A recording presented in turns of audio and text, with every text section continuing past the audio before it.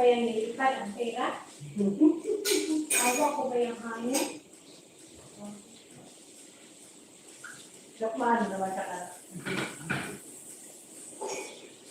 Hindi ko naman yung ano?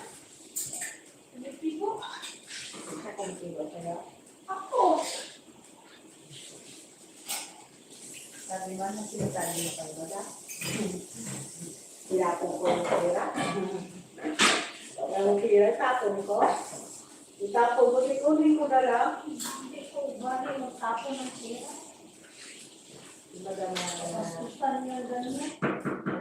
Sa akin na Pilipino, hindi na tayo nagtatapon ng pera. Hindi naman nagtatapon na pera. Sila lang dito. Natapon dyan sa hangganan.